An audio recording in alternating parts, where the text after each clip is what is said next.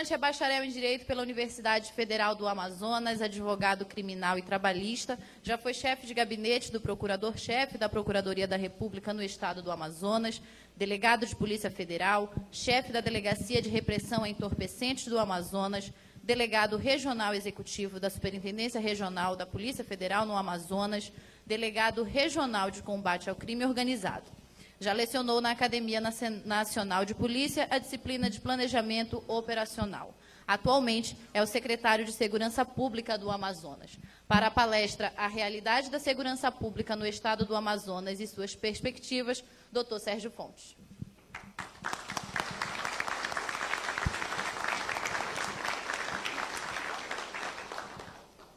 Boa tarde a todos. Deixa eu ver se eu me equilibro aqui nesse espacinho aqui. Se eu cair, ninguém ri não, viu?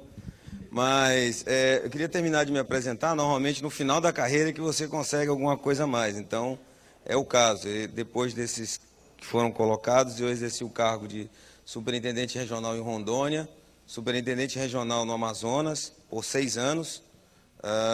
Depois, fui diretor da Academia Nacional de Polícia, onde eu dei aula durante muito tempo, e tive a honra e o prazer de ter sido diretor. E antes de vir para cá, eu estava como diretor de pessoal, diretor de gestão de pessoal da Polícia Federal como um todo. A Polícia Federal tem um diretor-geral e 6 diretores específicos de inteligência, logística, combate ao crime organizado, executivo de pessoal e de polícia técnico-científica. Então, eu era o diretor de pessoal, tive a honra de chegar aí a um dos maiores cargos, só faltando de diretor-geral. Mas minha carreira começou no início da década de 90. Na Polícia Federal, nós temos o privilégio de executar várias funções. A gente pode estar na imigração, depois no combate ao entorpecente, depois, enfim, segurança privada.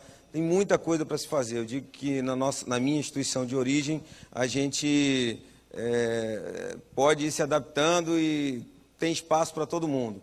Mas eu tive a oportunidade, né, a graça, de me encontrar logo na minha primeira atividade. Então, eu só fiz combate ao narcotráfico em toda a minha carreira policial, né? Depois de 7, 8 anos de chefe da Delegacia de Entorpecentes, eu fui delegado regional de combate ao crime organizado, priorizando entorpecentes. Quando estava como superintendente, priorizei a questão entorpecente. Então, costumo dizer que eu sou um músico de um instrumento só na Polícia Federal. Acho que sempre tive a convicção, por ter a convicção de que o narcotráfico, o tráfico de substância entorpecente, o consumo de substância entorpecente pelo menos para o nosso país hoje, o principal entrave para que a gente melhore a nossa segurança pública. É a mola que impulsiona os crimes de menor potencial ofensivo. É aquele plus que leva o assaltantezinho do ônibus a matar alguém. Depois eu vou falar sobre esse assalto de ônibus, que eu acho que ele é emblemático. É um crime muito perigoso, que gera um retorno ínfimo para o assaltante e ele tem um risco enorme. Então, por que ele faz isso? Tráfico de drogas. Bom, então eu só fiz isso. Na Polícia Federal, só combati o narcotráfico. Eu estou com mais de 2 décadas, bem mais de 2 décadas, combatendo o narcotráfico no Amazonas, né, na região amazônica, estado do Amazonas e Rondônia. E eu fico muito contente de estar aqui com vocês hoje, me sinto honrado de ter sido convidado. Minha formação profissional foi basicamente toda para a área operacional, então, infelizmente, o máximo que eu tenho é um curso de pós-graduação, não consegui fazer mestrado, doutorado, sempre me dediquei de corpo e alma à polícia, mas na parte operacional eu tenho vários cursos, muitos cursos de SWAT, com os Mariners nos Estados Unidos, na França, na Colômbia, no Peru, sempre voltado para essa questão do crime organizado. E hoje, graças ao convite do nosso governador, eu posso estar aqui conversando com os senhores, enfrentando esse desafio de ser o secretário de Segurança do Estado do Amazonas. Estamos com em torno de 4 meses à frente da segurança pública, do sistema de segurança pública, que para os que não compõem o sistema abrange os bombeiros militares, a Polícia Militar, a Polícia Civil e o DETRAN, e órgãos que estão ligados diretamente à Secretaria, que são as subsecretarias de Ação Integrada, né, do Coronel Dan, o IESP, do Coronel Saraiva, que forma policiais, a Secretaria de Inteligência, a Secretaria Operacional, Secretaria Adjunta, a Secretaria Executiva, o Dr. Carlos, que está aqui, que é o meu segundo, que trabalha junto comigo lá. Enfim, nós temos uma estrutura boa e hoje de pessoas muito interessadas em fazer segurança pública. Segurança pública talvez seja, no Brasil hoje, o tema número 1. Nenhum tema hoje é mais discutido, não é que seja mais importante, particularmente eu acho que a educação é o tema que deveria se sobrepor a todos os outros, mas nenhum tema hoje é tão discutido, tão cobrado dos governantes como a segurança pública. Por quê? Não adianta ter saúde, não adianta ter educação se você não tem tranquilidade, se você não tem paz para usufruir de uma sociedade democrática, usufruir, eventualmente, de uma condição melhor de vida. Não adianta a classe C, a classe média aumentar, se ela tem que ficar trancada atrás de grades e escondida dos criminosos. Então, nós que estamos aqui, principalmente os policiais que estão aqui, têm uma missão super importante. Nós temos que reverter o quadro que hoje assola o Brasil. Não é o Amazonas, é o Brasil. O Brasil, para a comunidade internacional, é um país afável, de pessoas boas, samba, carnaval, futebol, mas nós somos muito violentos. Muito violentos. Talvez um dos países mais violentos do mundo. Nós temos mais mortes do que muitos países que estão em guerra hoje. Se mata por R$30, se mata por uma trouxinha de maconha. Então, nós temos a obrigação e o dever de reverter esse atual quadro. Nós temos um quadro de violência doméstica enorme hoje, em plenos anos 2000, o cidadão acha que pode tratar outra pessoa, outro ser humano, sua esposa, sua amante, sua namorada, seus filhos, seus pais, a violência contra os idosos é muito grande, como quem trata um bicho, um animal, em pleno século XXI. Precisamos, sim, investir na educação, mas, enquanto isso, cabe a nós, do sistema de segurança pública, segurar essa onda para que a educação comece a fazer efeito. As pessoas, às vezes, reclamam que nós, nesses meses, entramos com um viés muito de apagar incêndio e muito de soluções que não são soluções a longo prazo. Mas, na nossa esfera, para quem não é do sistema, as soluções são urgentes, são para ontem, não dá para esperar nem um minuto. Soluções paliativas são melhor do que solução nenhuma. Então, pode passar, Elida, por favor? Esse é o nosso tema. Nós temos um estado enorme, do tamanho de vários países juntos, maior do que muitos países juntos da Europa, quase do tamanho de países enormes. Nós temos uma extensão territorial muito grande, 62 municípios apenas. Tem município, para os que não estão visualizando, tem município que a sua sede não sabe o que acontece na outra ponta do município, de tão grande que ele é, de tão enorme que ele é e de tão difícil de se chegar. Tem município que tem um município aqui e só. Se você perguntar em Boca do Acre, em lá, o que está acontecendo ali na Nova Califórnia, eles não sabem. Tivemos que fazer, por conta disso, vários convênios e acordos para que as polícias do Acre e a polícia de Rondônia possam intervir em alguns locais do nosso estado em situação de emergência, porque nós não temos como chegar. Chegar, por exemplo, em Erunepé, em Boca do Acre, é mais fácil, é mais difícil do que chegar em Brasília. Talvez até mais demorado. Então, 62 municípios e temos fronteira com a Colômbia, Venezuela e Peru. A Colômbia é o maior produtor de cocaína do mundo. 70% de toda a cocaína que é consumida no mundo, e cocaína é uma das drogas mais consumidas no mundo, só perde para a maconha, depois da maconha é a cocaína. 70% a 80% de toda a cocaína que é produzida no mundo está na Colômbia. Toda a fronteira da Colômbia com o Brasil é no estado do Amazonas. A Colômbia não tem outra fronteira com o Brasil que não seja o estado do Amazonas. Tabatinga, Cucuí, ou Cucuí, Tabatinga. Tudo que Colômbia liga com o Brasil está no estado do Amazonas. Temos o problema do narcotráfico, temos o problema das Farc, temos o problema... As Farc são as Forças Armadas Revolucionárias da Colômbia, que ainda estão em briga, em estado de deflagração com o governo lá. Lá nós tínhamos até bem pouco tempo o Exército de Libertação Nacional, as Autodefesas Unidas, que são os paramilitares, enfim, um estado de guerra civil. E esse estado de guerra civil combatia para o litoral. Ou seja, quem está na retaguarda dessa deflagração, desse estado de guerra civil? O estado do Amazonas. Nós estamos na retaguarda dos guerrilheiros.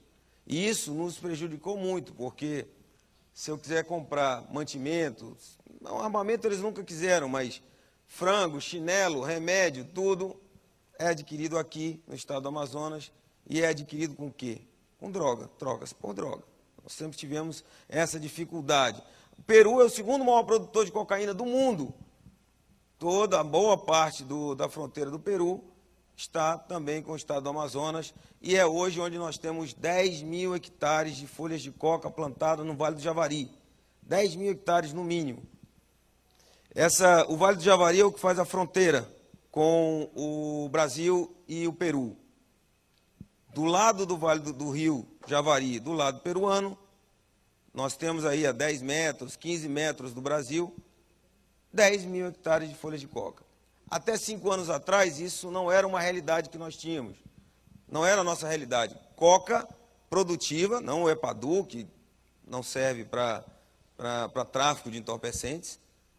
Ele tem um teor de alcaloide de cocaína muito pequeno.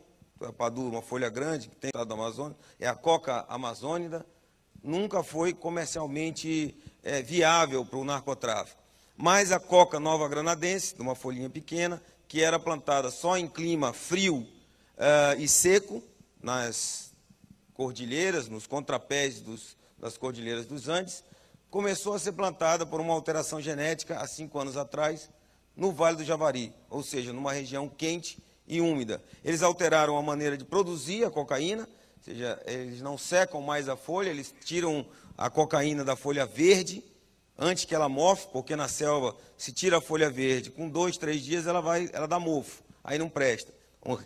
Então, antes disso, eles processam a cocaína e não precisam chegar até o cloridrato, que é o pó, que é consumido nos Estados Unidos e na Europa. Só precisam chegar até a pasta, porque o Brasil consome muita pasta. Não existe, senhores policiais militares, oxi. Não existe. Crack é cocaína, oxi é cocaína. É apenas a maneira como eu misturo a droga e a maneira como eu consumo.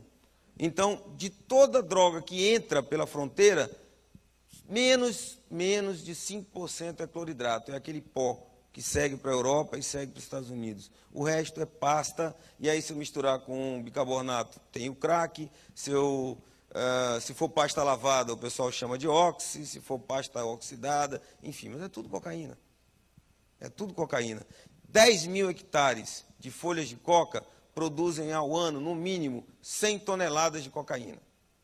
Essas 100 toneladas de cocaína são para o Brasil. Tudo para o Brasil, só para o Brasil. Não vai dessa cocaína de terceira para os Estados Unidos. Não, os Estados Unidos compram cocaína de primeira, compra cocaína colombiana, a cocaína peruana vai muito pouco, a Europa também compra cocaína colombiana. Quem consome essas 100 toneladas é só, única e exclusivamente o Brasil.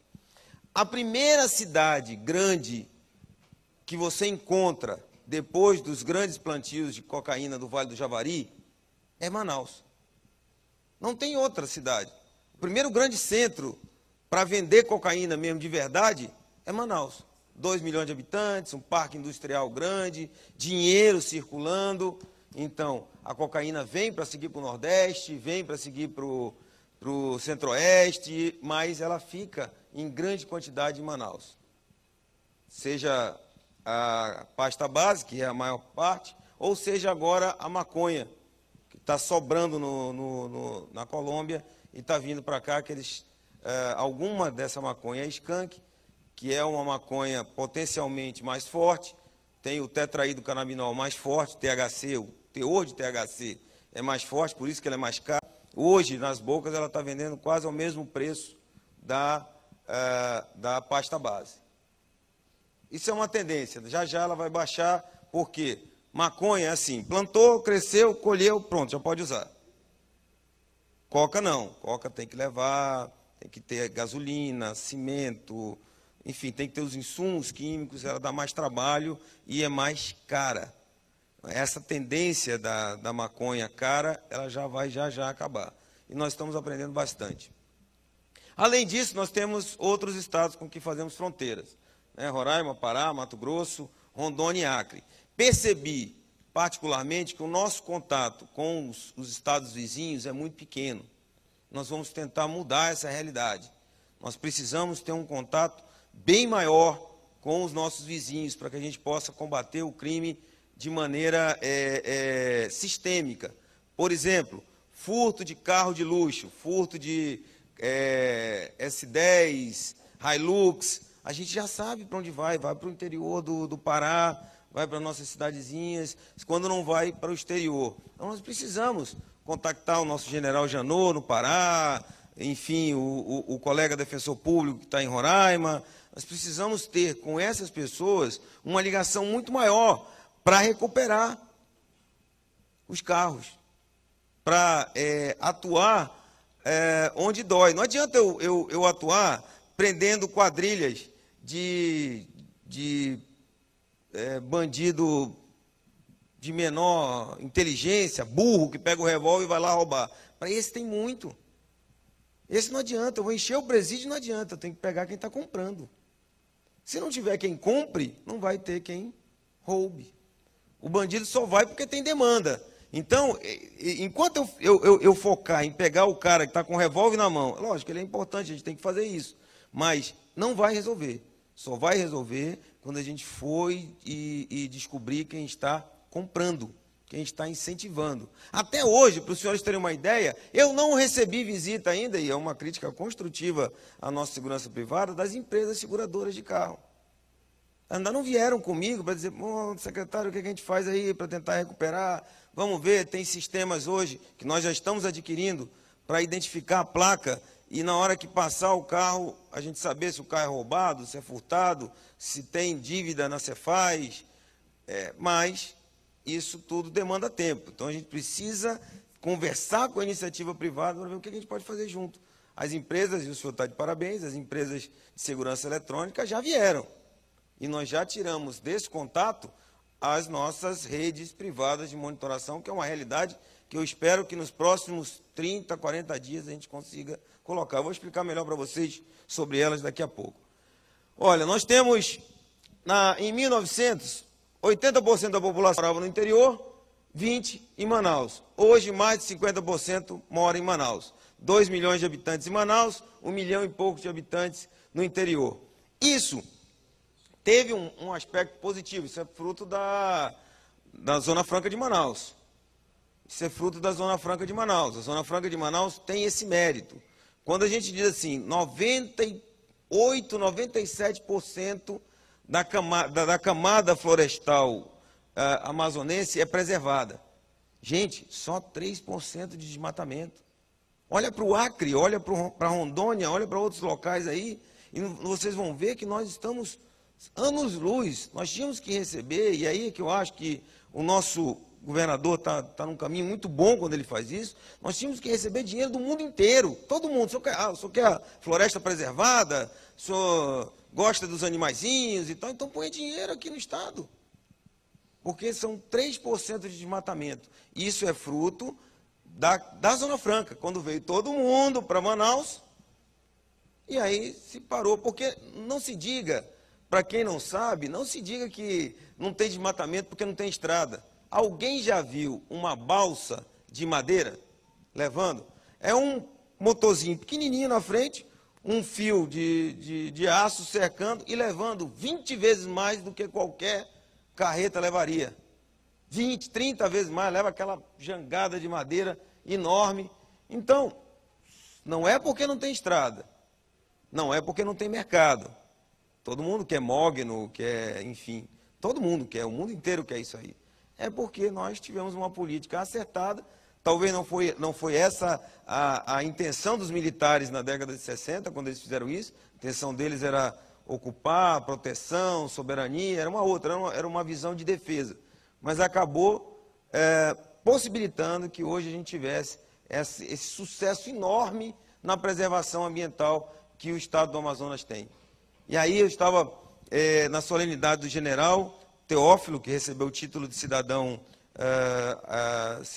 do Amazonas, e ele falando lá, olha, é claro para nós do Exército que se o restante do mundo, se a sociedade mundial quer preservação da Amazônia, ela tem que investir na Amazônia. O cidadão não pode empenhar a fome da família dele, a segurança da família, a segurança física, a segurança de saúde, a segurança educacional da família dele, para preservar o meio ambiente.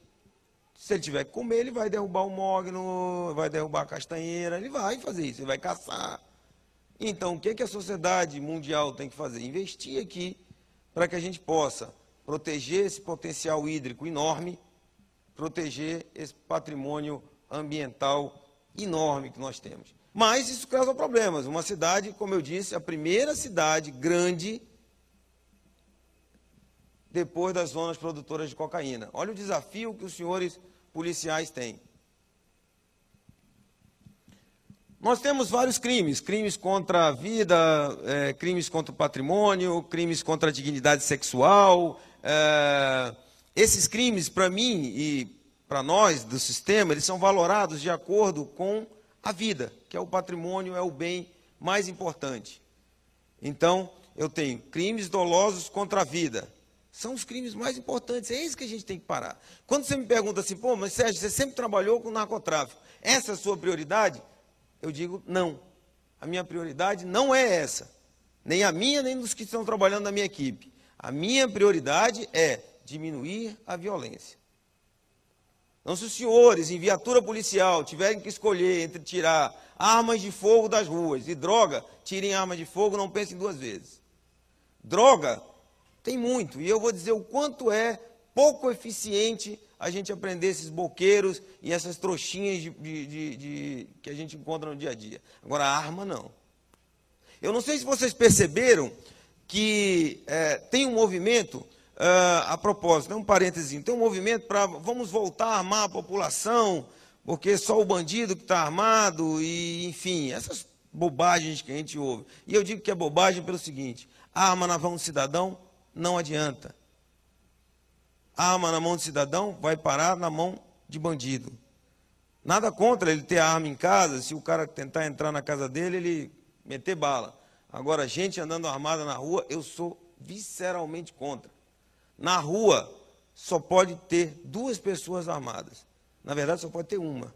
A outra tem, mas é o natural, é bandido e polícia. E isso facilita muito a nossa vida quando a gente está na rua. Não pode ter um cidadão brigando no trânsito, puxando a arma, não pode, isso não pode ter. E aí a gente percebe o seguinte, façam essa avaliação. Olhem para as armas que são apreendidas pela PM, pela Civil, pela Federal, pela Rodoviária hoje. Vocês enxergam armas novas?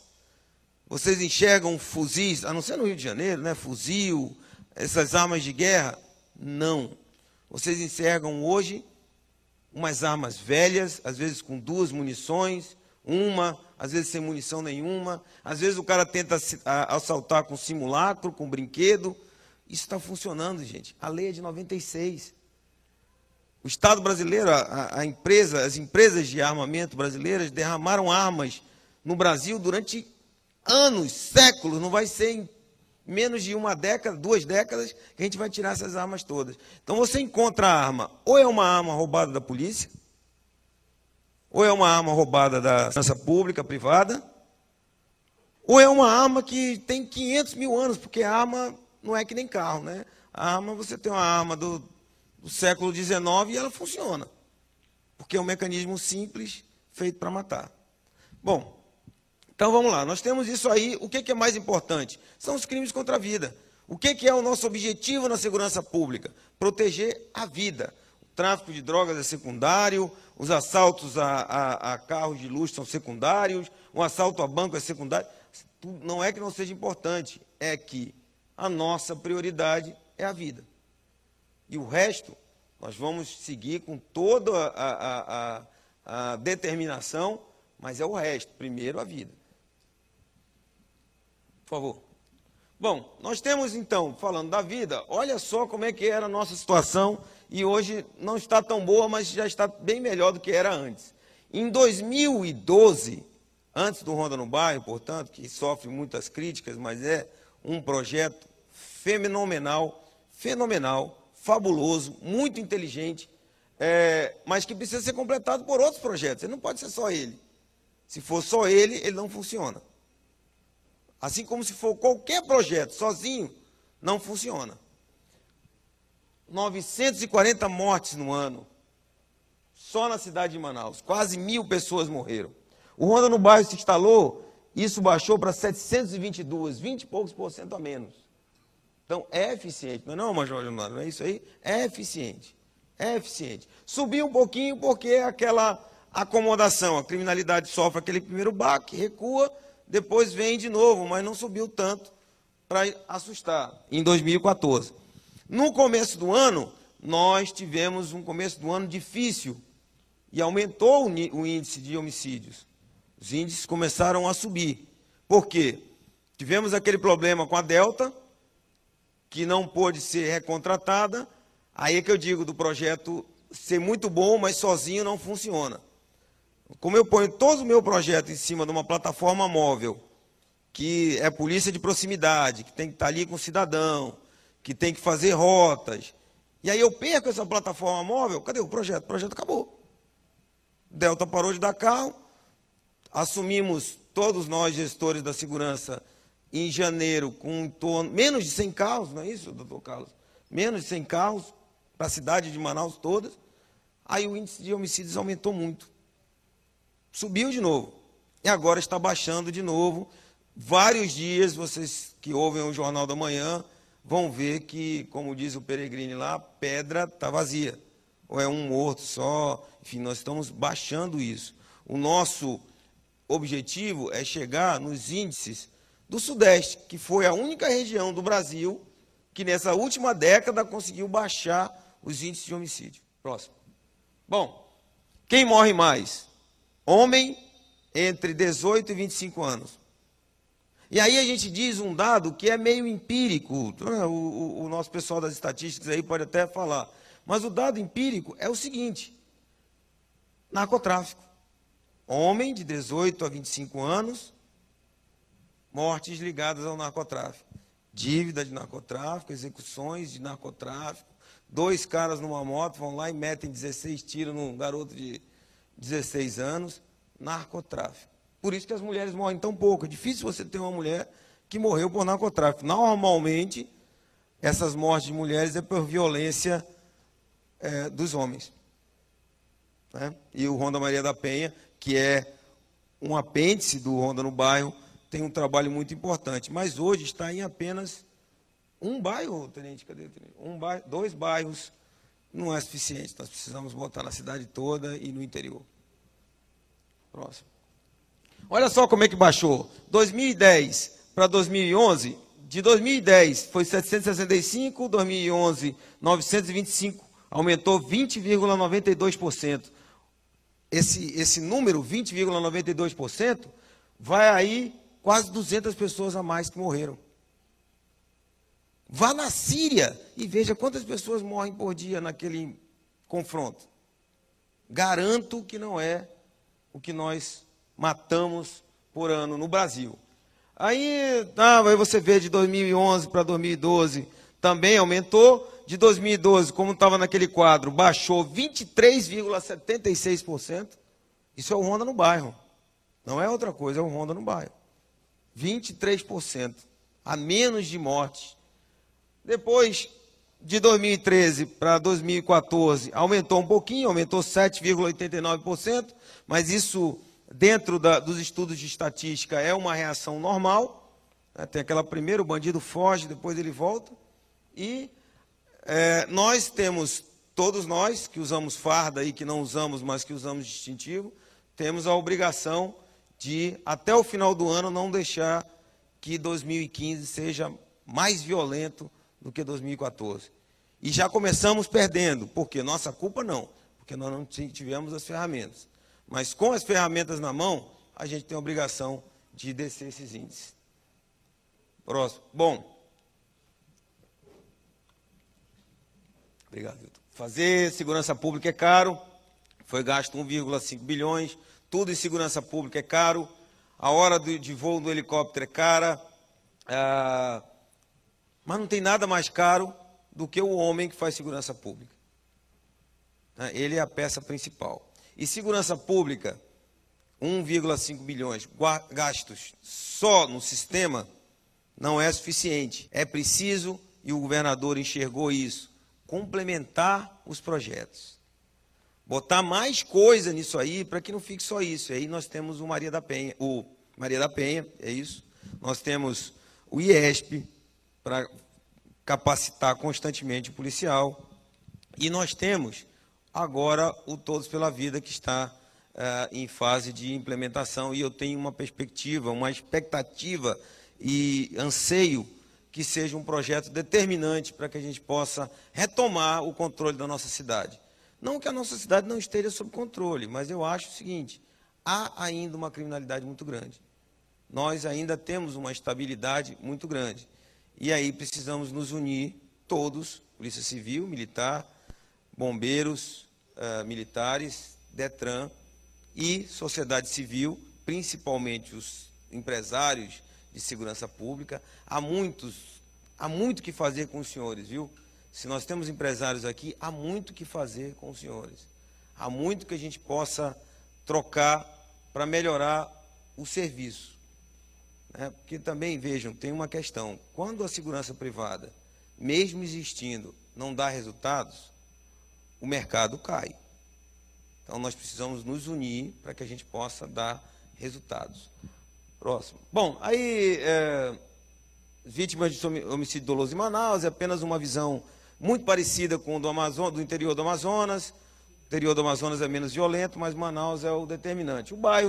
Os bairros mais violentos, Jorge Teixeira, enfim, Zona Leste e Zona Norte, que é o que a PM está priorizando com as viaturas que estão sendo entregues agora. No entanto, essa criminalidade migra.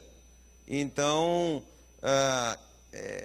voltando à normalidade da Zona Leste e da Zona Norte, a tendência é que ela vá para as zonas Centro-Sul, e aí nós vamos ter que ter criatividade, vamos ter que trabalhar muito intensamente para que todas as populações da cidade de Manaus possam ser atendidas. Próximo. Então, no interior é bem menos violento. Iranduba, porque está aqui a um passo de Manaus, tem as repercussões na violência. Manacapuru também é rota do tráfico. Tudo que vem pelos Solimões e entra em Manaus vem pela região de Manacapuru. Então, nós temos aí, veja, todos os outros municípios só tiveram 2 homicídios no ano de 2015. Né? Então, bom, e o que a segurança pública tem de perspectivas? Temos um estado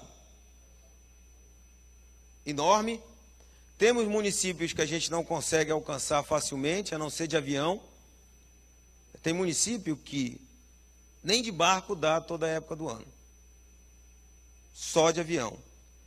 Essa é uma preocupação que a gente deve ter. A gente tem que ter a noção de que os 62 municípios do estado do Amazonas têm que ser alcançados pela segurança pública. Nós temos que prestar atenção em todos eles. Até a nossa estatística hoje, me corrija, Major, não é boa no interior. No interior não tem hábito de nos informar o que está ocorrendo lá. Não tem internet, as instalações das delegacias não são boas. Você manda uma Renault Duster agora que nós vamos mandar, ou uma Pajero Dakar para Irunepé, ela vai funcionar enquanto der. Depois que ela quebrar, para consertar uma Pajeiro da Cá em Arunepé, em Boca do Acre, em Vira, é muito complicado. As dificuldades logísticas, se não houver o empenho do prefeito, o empenho da sociedade, são enormes. Com a ajuda deles já é difícil, sem a ajuda deles é impossível. Então, nós temos alguns projetos. Vivenciamos hoje uma época de dificuldade econômica. A dificuldade econômica, senhores policiais militares que estão aqui, nós estamos vivendo um momento muito interessante de conversa. Parece que alguns estão cegos, não conseguem enxergar, mas outros veem isso com muita clareza. Nós estamos com quase 20 mil demitidos no distrito. 20 mil demitidos. Se cada demitido desse tiver um cara dependendo dele, são 40 mil pessoas sem emprego. E aí você está dizendo, pô, Sérgio, mas aí quer dizer que o pessoal é bandido? Não, não é não, é tudo trabalhador. Mas dentro desses aí vai ter gente que vai para o crime, enfim. Isso cria um ambiente propício para o aumento da criminalidade. Existem estados, o Rio Grande do Sul, Distrito Federal, no começo do ano, alguns estados do Nordeste, que eu não me lembro agora qual é, mas o Rio Grande do Sul, sim, que estão atrasando pagamento. Então, é claro, todo mundo quer ganhar mais, todo mundo quer ter o seu reajuste, todo mundo quer ter a sua database, todo mundo quer ter... Mas o ambiente hoje é um ambiente difícil. No Brasil todo, a gente tem que ter essa ciência, não adianta enfrentar. Eu fico pensando assim, pô, você enfrenta, cria instabilidade no Estado, o empresário que ia botar o dinheiro dele aqui, não vou botar não, vou botar em outro local. O cara que vinha para o Brasil botar a empresa dele, não vou botar aqui não, vou botar em outro local. Empresário precisa de segurança. Dinheiro não aceita desaforo. Passeata, interromper via, fazer confusão, quebra-quebra, black bloc, isso só piora a situação. E nós vivenciamos hoje essa questão de conversar com as associações, com os sindicatos, tentar fazer com que a gente avance em temas que não repercutam necessariamente em dinheiro. Nós já esbarramos no limite da responsabilidade fiscal com relação à folha de pagamento. Isso foi uma trava que o legislador brasileiro colocou para evitar abuso. Então, ele disse o seguinte, acima de tanto por cento da arrecadação, que é o limite da responsabilidade fiscal, qualquer coisa que você faça, eu anulo, a lei anula e o gestor é responsabilizado. Não adianta aumentar se não vai ter o respaldo da lei. A lei precisa de respaldo. Então, o que nós estamos fazendo? Assumindo, eu, como secretário de Segurança, com quase 3 décadas de serviço público, me aposento, completo tempo para me aposentar agora em outubro. A senhora tem quanto tempo de polícia? Senhora que está olhando para mim, quanto tempo? Quase 10 anos? Não, quem está entrando na polícia agora? A senhora já era policial antes de ser oficial, né? Quem é que está entrando agora? A senhora tem quanto tempo? Tem 2 meses a mais do que eu na segurança pública do Estado. Então, nós, eu e a senhora, temos a responsabilidade enorme de fazer esse enfrentamento e mostrar resultado. O Estado só vai pagar muito bem a vocês quando ele estiver muito bem financeiramente. Não tem outro jeito. A solução está com o nosso amigo aqui e os parceiros dele, os empresários. Não tem outro jeito. Riqueza, arrecadação, melhoria para todos nós. Instabilidade, briga, confusão, buraco para todos nós. É isso, é esse o caminho. Parece assim bem claro, mas a gente tem como avançar. Tem muito como avançar. Então nós temos projetos. O que a gente vai fazer? Eu costumo dizer, viu, para a senhora que está entrando agora, eu costumo dizer que mar tranquilo não faz bom marinheiro. Bom marinheiro aprende a ser bom marinheiro em mar revolto, em situação de difícil. Assumir, fazer segurança pública com todos os meios, gastar muito, é relativamente fácil.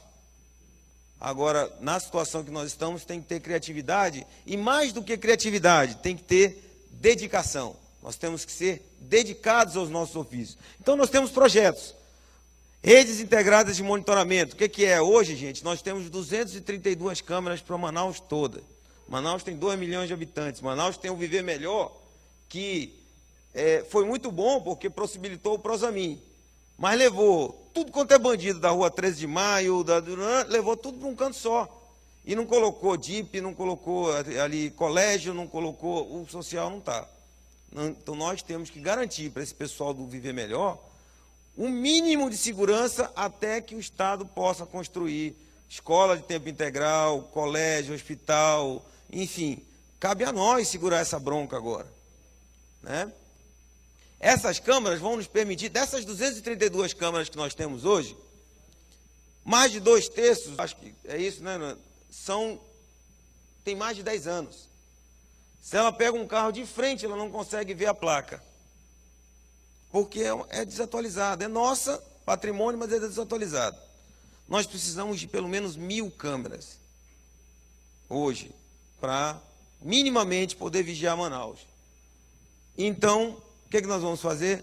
Fazer parcerias e as redes privadas que estão voltadas para o espaço público, aquela câmera que de muito boa qualidade ali que o nosso amigo ali tem na sua empresa, que foca a rua, desde que atendendo determinados aspectos, nós vamos integrar o CIOPS e pretendemos com isso, com custo quase zero para o Estado e com a parceria público-privada, aumentar aí para 1000 e 1000 e poucas câmaras rapidamente. E com isso a gente pode pegar essas 232 e mais algumas que a gente está comprando e colocar lá no Viver Melhor, no Pau Rosa, no Tarumã, em locais que precisam que a gente olhe o que está acontecendo. Drones, o voo de helicóptero, caríssimo. Muitas vezes o helicóptero sobe só para observar.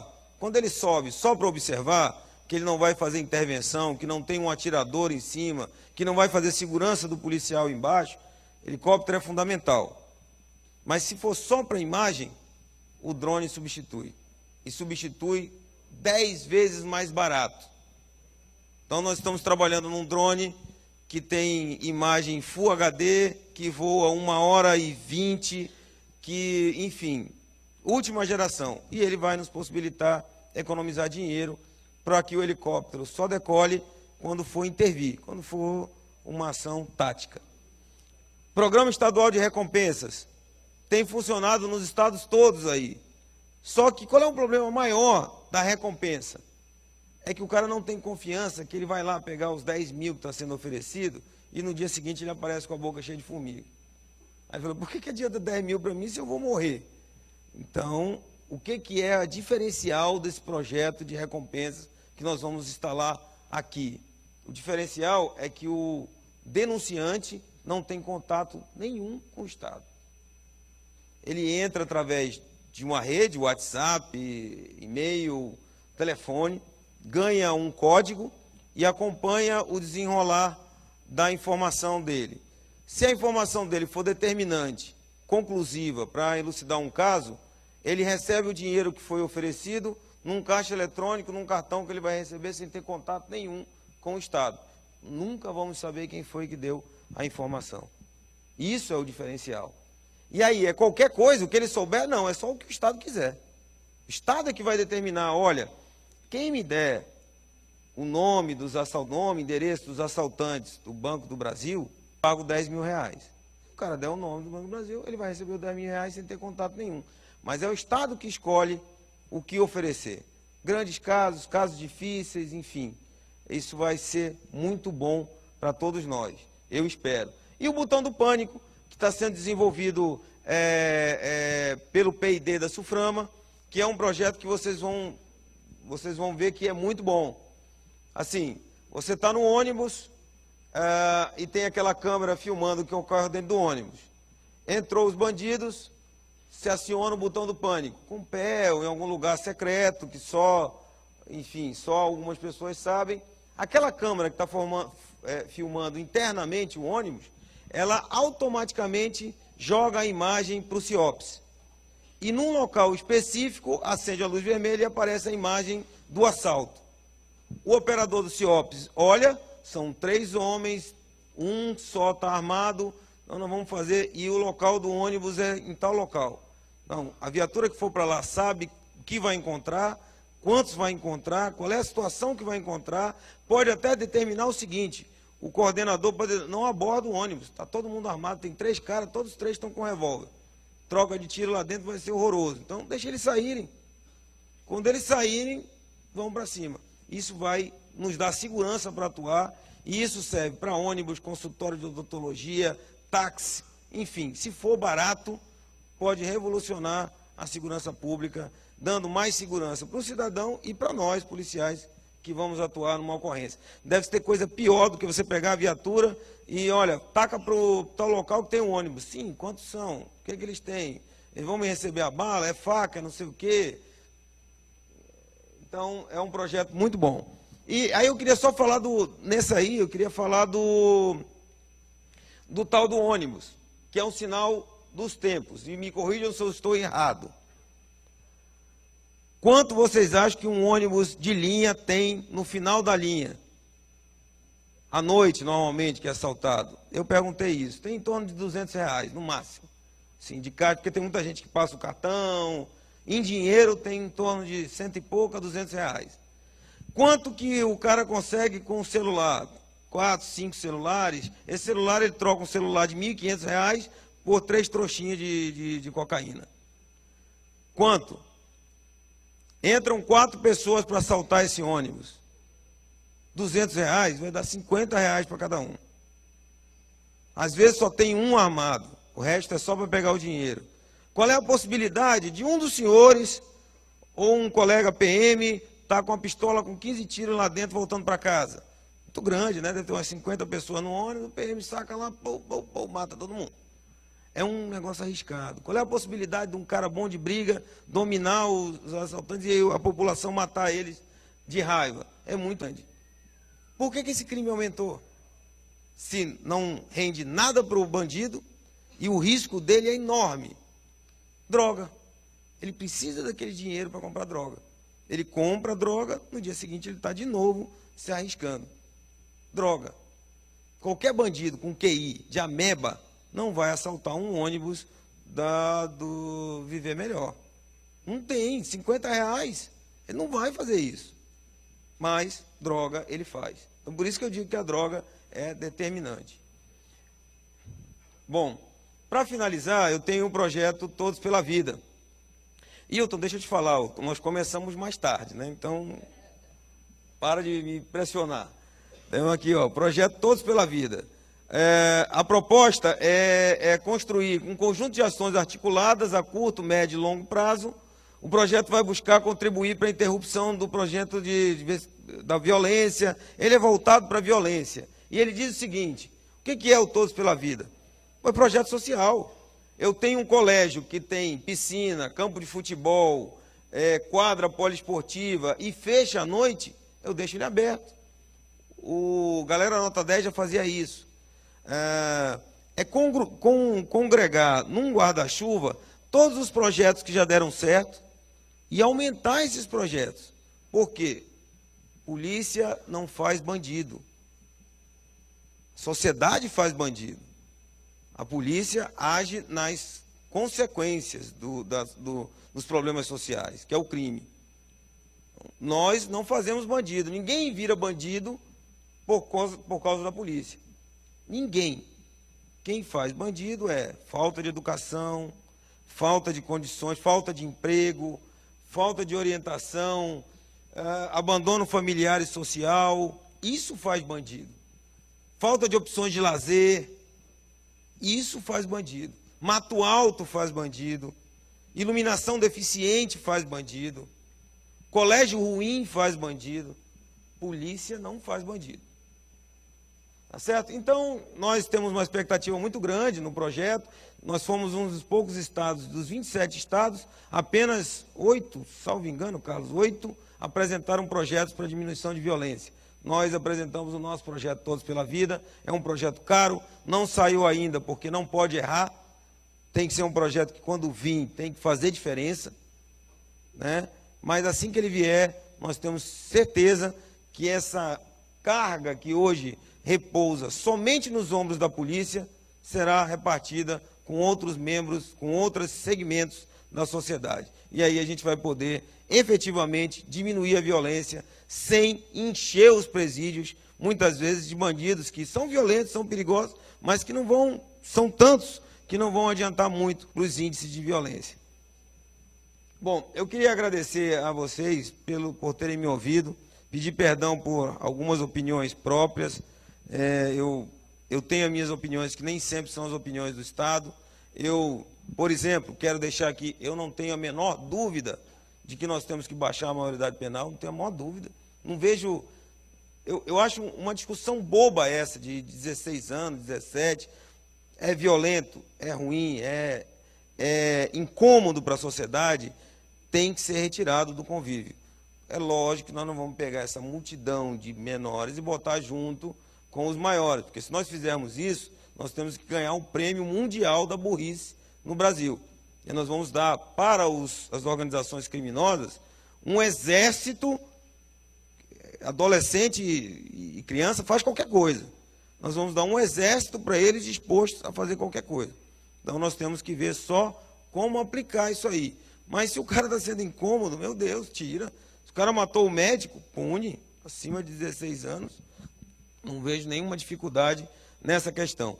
Nós estamos empenhados em melhorar a qualidade de vida do cidadão e a nossa prioridade número 1, quando eu digo a nossa, eu digo a minha, e por determinação do governador, da qual eu sou preposto na segurança pública, a do senhor, a do nosso coronel, a do nosso comandante, a do nosso delegado geral, do nosso secretário executivo, delegado Carlos. Todos nós temos como prioridade diminuir a violência. Mas todos nós, policiais ou não, empresários do ramo de segurança pública ou não, temos um dever de participar juntos desse esforço, porque sozinhos nós não vamos conseguir nada. Só a polícia não vai conseguir nada. Muito obrigado.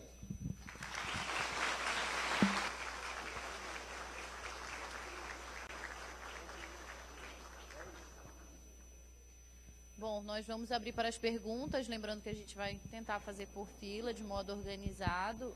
A gente pede aos participantes que queiram, porventura, colocar seus questionamentos, que sejam breves nas perguntas, uma vez que a gente tem cerca de 10 minutos para respondê-las, tá? Olha... E logo em seguida, lembrando que o comandante do Corpo de Bombeiros vai fazer um complemento à palestra do secretário e a gente vai fazer a devida apresentação daqui a pouco. Olha, como eu peço desculpas, como o comandante gentilmente cedeu esse espaço, nós vamos talvez não atender todas as perguntas, mas vamos ver aí umas 5 perguntas, né? Isso. E aí a gente encerra. Ok. Primeiro questionamento. Aqui, você? Aqui, por favor. Levanta a mão, quer fazer o questionamento, alguém? Aqui no canto esquerdo.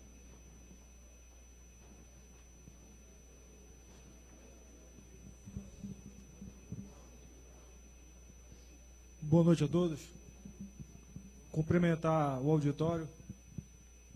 Meu nome é Fabiano, sou da empresa Forte VIP, empresa de vigilância privada, também diretor do Sindesp. Doutor Sérgio, antes de tudo, gostaria de parabenizar a brilhante apresentação que acabamos de receber. Também louvar a atitude do nosso ilustríssimo governador, professor José Mello, em nomear Vossa Excelência como secretário de Segurança. Um ponto sensível, doutor Sérgio, rapidamente eu gostaria de trazer a questão, dentro do sistema de segurança pública, não foi pautada a questão do sistema carcerário. E nós sabemos que recentemente, ano passado, episódios lamentáveis de fuga em massa, e isso também, uma opinião própria minha, muito também forçado pela implantação do programa Ronda no Bairro. Então o programa funcionou, realmente os índices realmente reduziram, mas tivemos, por outro lado, um problema muito grande do sistema carcerário, e isso criou um ciclo vicioso. Então, como não foi pautado, eu gostaria que o senhor falasse brevemente sobre o tema. Muito bem colocado, o senhor tem toda a razão. Em que pese que o sistema penitenciário pertence a uma outra secretaria, né, que é a Secretaria de Administração Penitenciária, ele repercute diretamente na segurança pública. Nós temos hoje que gastar mais e gastar melhor no nosso sistema de segurança privada. Não podemos hoje conviver com pessoas dentro do sistema comandando o crime fora.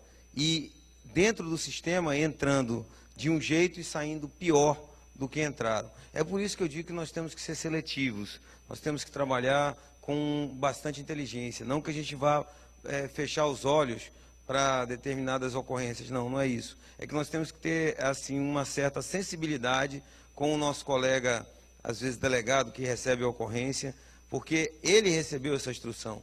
A prisão tem que ser seletiva, a prisão tem que ser de boa qualidade, a prisão tem que representar efetivamente a diminuição daquilo que nós queremos, violência. Então nós precisamos trabalhar no sistema prisional, porque eu diria que o nosso colega está certo. Enquanto nós não resolvermos esse problema do sistema prisional, nós não resolveremos a segurança pública no Brasil. É no Brasil, o PCC nasceu em São Paulo, Comando Vermelho no Rio de Janeiro.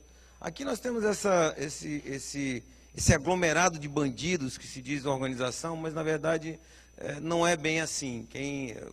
Família do Norte não é uma organização como o PCC. Tanto que muitas dessas mortes são eles mesmos se matando por disputa de espaço. Então, graças a Deus, esse crime organizado nosso não é tão organizado assim. Mas é um risco, é ruim, perigoso. Eu me pergunto sempre como nós não temos capacidade tecnológica mínima de evitar que eles de dentro do presídio se comuniquem com bandidos de fora do presídio. Isso é E nós temos um outro problema seríssimo, que são os presos em delegacia de polícia. Preso em delegacia de polícia, gente, é um absurdo. Por quê? Primeiro que os presos em delegacia de polícia não têm tratamento nenhum, não se reabilitam de nada, vivem em condições mais subhumanas possíveis. E segundo, que aquele policial, civil ou militar, em vez de estar fazendo segurança pública, toma conta de preso. Então, o município que tem essa situação perde, e todo mundo perde com isso. O preso perde, a família do preso perde, a segurança do município perde, e o policial certamente não dorme bem no seu plantão, ou não tira bem o seu plantão, com 40, 50 pessoas ali com uma parede frágil, querendo matá-lo a qualquer momento, e ele tendo que, eventualmente, abrir para dar comida para esse pessoal, enfim. É um gargalo difícil, se gasta muito hoje, mas a minha opinião pessoal é que o gasto não é efetivado de maneira eficiente. Ele pode ser melhorado. A gente se gasta, não sei agora, 3 mil por pessoa na Humanizare, 4 mil, tem que gastar melhor. Se eu dou 4 mil para o Estado, para ele tomar conta do preso, o mínimo que eu quero é que esse preso não me incomode enquanto ele estiver preso. E eles incomodam, infelizmente. Mas nós temos plano para isso também, viu? Nós temos, assim, a segurança pública, ela é apoiadora, porque, como eu disse, tem uma secretaria para isso. Tem uma outra secretaria de Estado que cuida disso. A segurança pública apoia, mas não determina a estratégia nesses casos. Próxima pergunta.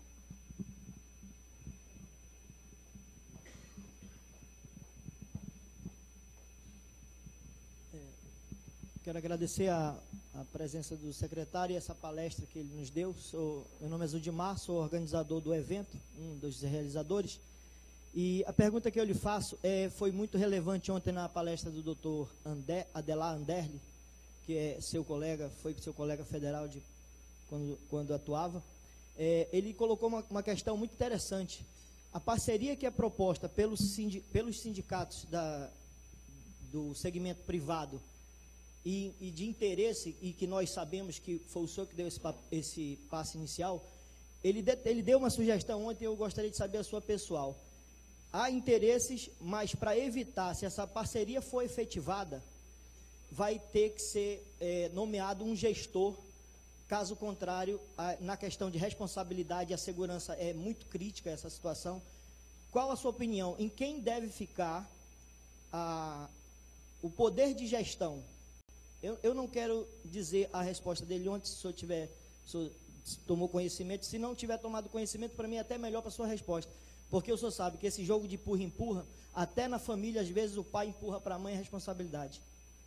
Bom, eu não tenho dúvida, não sei qual foi a opinião do Adelar, que é meu colega policial. Veja, é interessante, a gente sempre gosta disso. Policial é sempre policial, se ele está aposentado ou não, só deixa de ser policial quando ele morre.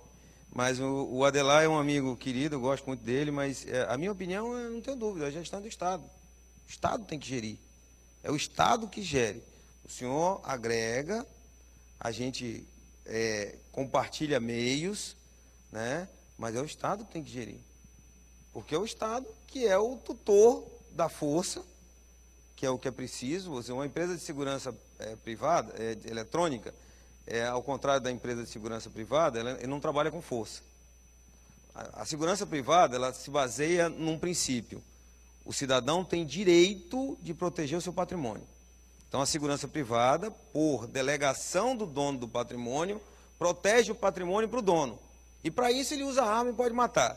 Mas essa força dele é a força para proteger o patrimônio. Ali, dentro da casa, dentro da indústria, por delegação do dono. Constitucional. Mas fora é só a polícia. Externo é só as Forças Armadas. Ponto. Não tem. Ponto. E essa gestão de força não pode estar na mão do particular. O particular não pode dizer como o Estado vai usar a força. Então, o que é que nós propomos na linha de parceria público-privada? Vamos lá. Nesse caso das redes privadas, a gente agrega a sua rede, o senhor coloca alguém lá dentro, não precisa telefonar mais para o 190, o cara está lá avaliando, o seu funcionário está lá dentro, avaliando, junto com o operador do CIOPS, mas a ordem quem dá é o operador do CIOPS. A maneira de agir quem dá é o comandante da PM. Mas assim, é óbvio que vai melhorar a eficiência. É óbvio que o senhor vai prestar um serviço melhor para o seu cliente. É óbvio que ele vai ficar satisfeito e vai dizer para o outro, olha, funciona, vai lá na empresa dele que funciona. Isso é óbvio. Agora, isso é uma consequência que é sua. Nossa é fazer segurança pública. E isso não é porque a gente vai proteger os mais abastados. Com essa atividade, a gente pode pegar aquelas câmeras que não estão no Viver Melhor, que não estão hoje colocadas nas zonas de risco, e levar para lá. E deixar as empresas, os bancos, né, com essa parceria público-privada. Pega essas outras câmeras e joga lá na Zona Norte, na Zona Leste, enfim, nos ramais. Os senhores sabem por que a gente não tinha? O Coronel Câmara colocou agora, tem menos de um mês lá no Tarumã. Fibra ótica. Nossa fibra ótica é caríssima. A gente jogar uma rede de fibra ótica lá para o Viver Melhor, eu estou colocando só o Viver Melhor porque eu fui lá, eu sobrevoei o Viver Melhor. Não tem uma farmácia no Viver Melhor, ali naquele monte de casa. Você tem... Não, telefone não funciona, o Coronel Franklin está dizendo aqui, telefone não funciona. Então é um lugar que a gente precisa ter atenção ali. Então a gente precisa, o Coronel Câmara, CIOPS, precisa levar câmeras para ali.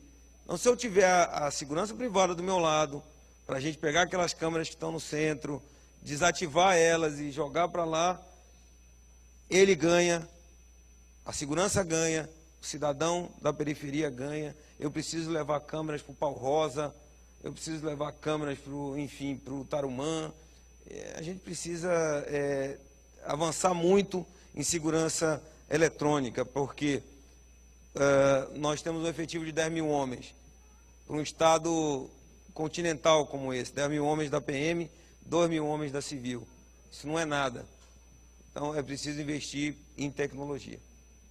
Boa noite a todos. Próxima pergunta, devido ao nosso tempo, é a última pergunta ao secretário, tá? Boa noite a todos. Meu nome é Kéria, eu trabalho na empresa ESP Segurança. Muito se fala na doença já posta, né? Que a gente tem. A violência é um câncer, infelizmente. A sensação que a população tem, por muitas vezes, é que não há um trabalho muito mais eficaz, eficiente na prevenção de tudo isso. Eu gostaria que o senhor explanasse um pouco do que se faz hoje para prevenir, para diminuir esse câncer. Veja, é o Todos pela Vida. A polícia faz o que ela tem que fazer, que é a repressão, seja a repressão antecipada, né, que é o patrulhamento preventivo, a prevenção do crime, que é feito basicamente pela PM, seja a responsabilização, que é a polícia judiciária. Então, ela faz o trabalho dela, eu imagino, se abre o jornal todo dia, você vê da melhor maneira possível. Foi só você dar meios para a Polícia Militar. Você entregou o carro para lá, os índices de homicídio baixaram. Quanto? 46%. Os assaltos a ônibus baixaram 47% nas primeiras 2 semanas com a Operação Catraca. Então, esse é o nosso trabalho. Agora, na prevenção, a senhora acha que é trabalho da polícia fazer esse trabalho preventivo? Eu acho que não. O trabalho é da escola, é da sociedade, é da igreja, é da família. Mas tudo bem, mesmo assim, a polícia faz. Mesmo assim, a polícia faz. Porque essa carga foi depositada ao longo de muitos anos só em cima da polícia. A sociedade brasileira acha que combater o tráfico é só prender traficante e tirar a droga da rua. Não é dizer para o cara que ele vai... Não tem campanhas de conscientização, não tem projetos permanentes de prevenção ao consumo de drogas, mas mesmo assim a polícia faz. Ela tem o Formando Cidadão, o PROERD, o Provida, ela tem, mesmo assim, nós temos policiais, militares e civis, bombeiros e pessoal do DETRAN tentando trabalhar na prevenção. Mas nós esperamos agora, com o Todos pela Vida, que esse fardo seja repartido e que a gente possa colocar também no ombro dos outros. Porque, olha, eu recebi agora uma visita da secretária estadual do município de Educação. E é muito preocupada, e com justa razão, nas escolas, em 20 escolas da Zona Leste, que os professores não querem mais dar aula, os gestores não querem mais assumir a direção, por conta da violência dos próprios alunos. Aí o que a gente faz? O que a polícia faz? A gente apoia, vamos lá, a gente patrulha em volta, faz uma ronda, manda o PROERD para lá, mas a sociedade tem que se envolver. Os pais têm que ser chamados. Ei, vem cá, teu filho fuma maconha aqui, rapaz. Então, a coisa não é só... quando eu digo, se você botar esse fardo que a gente carrega, não tem problema. Temos carregado ao longo de anos. Esse modelo de guerra às drogas é um modelo ultrapassado. Eu não defendo, como algumas autoridades defendem, a legalização. Eu acho que a legalização seria o fim do processo todo, e aí então a gente, aí sim, entrega uma arma para cada um e vamos voltar para a barbárie. Eu acho assim. Mas algumas medidas mais inteligentes têm que ser tomadas, inclusive redução de danos. No Canadá, para vocês terem uma ideia, determinadas regiões onde a violência era muito grande pelo consumo de heroína, se botou uma clínica e se disse o seguinte: você é drogado, você é viciado em heroína, venha para cá, para a minha clínica, que eu vou te dar heroína. Mas o Estado vai dar droga. O cara vem, olha, eu quero heroína. Senta o cara, dá um banho nele, diz para ele como é que tem a saída. No quartinho ele vai, consome, não vai morrer de overdose, porque vai estar acompanhado. Sai, terminou o efeito, ele vai embora. Ele não matou, ele não bateu na mãe, ele não prostituiu, ele não foi assaltar carro. Está lascado, vai morrer, é um inútil para a sociedade. Mas não vai contribuir com a violência. E é nisso que a gente tem que ver. Quando foi a última vez que a senhora viu uma propaganda na televisão contra as drogas? Faz tempo que eu não vejo nenhuma. Até tem de vez em quando, mas faz tempo que eu não vejo. Então essa carga tem que sair dos ombros só dos nossos policiais. Muito obrigado a todos, viu? Até logo.